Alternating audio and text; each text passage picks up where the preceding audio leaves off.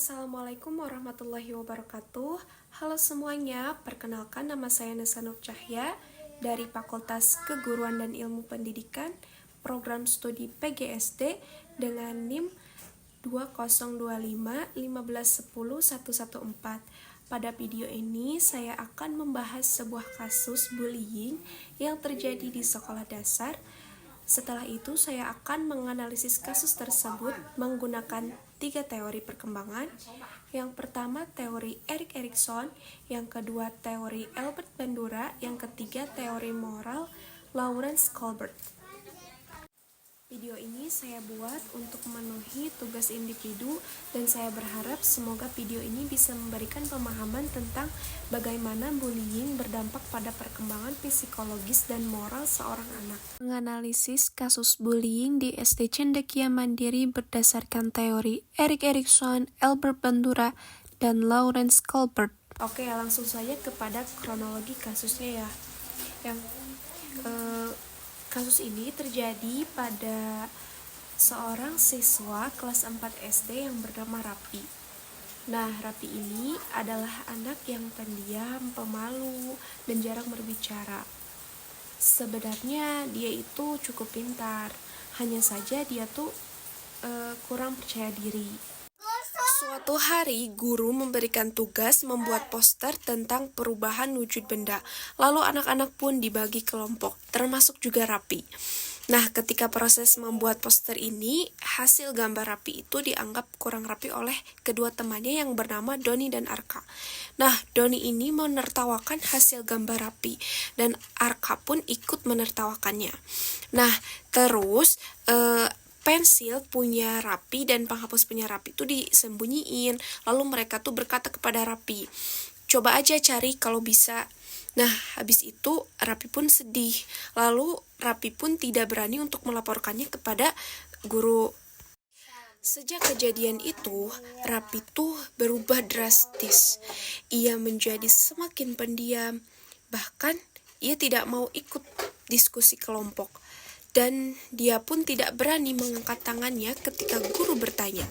Bullying yang dialami oleh Rapi ini membawa dampak psikologis yang cukup serius.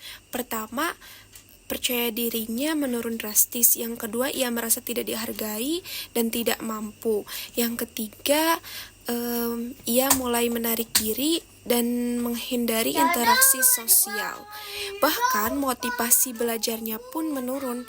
Hal ini menunjukkan bahwa bullying bukan hanya menyakiti fisik atau perasaan sesaat, tetapi dapat mempengaruhi perkembangan anak secara jangka panjang.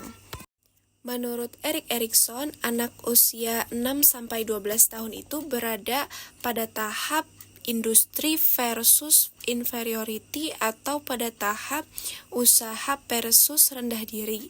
Nah, pada tahap ini anak itu membutuhkan pengalaman keberhasilan, dukungan, dan penghargaan agar dapat membangun rasa percaya diri.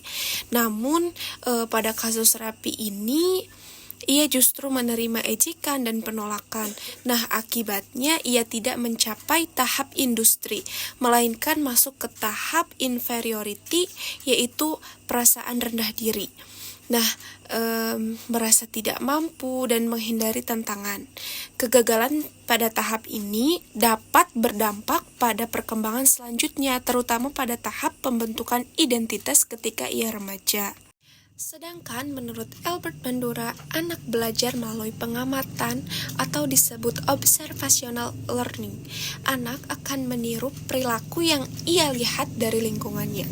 Nah, dalam kasus ini, Doni dan Arka mungkin melakukan bullying karena mereka pernah melihat perilaku serupa dari teman lain, misalkan dari kakak kelas atau bahkan dari konten media sosial.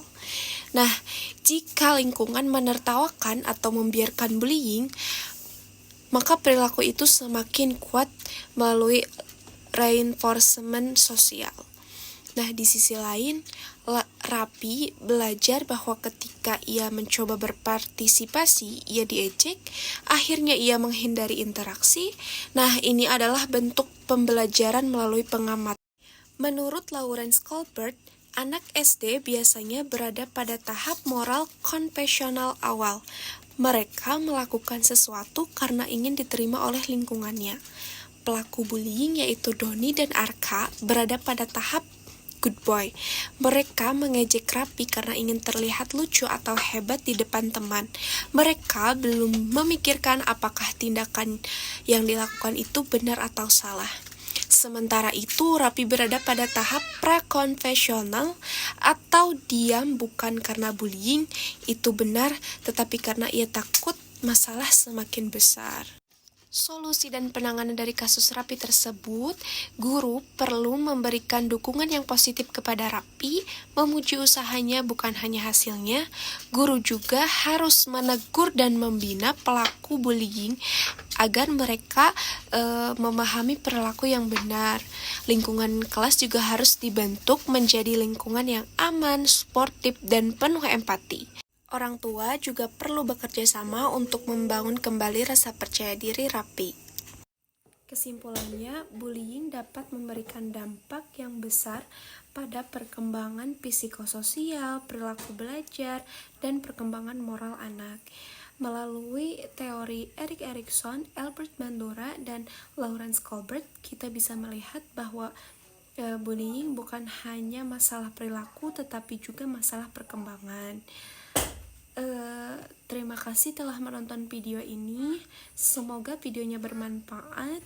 Mohon maaf bila banyak kekurangan. Wassalamualaikum warahmatullahi wabarakatuh.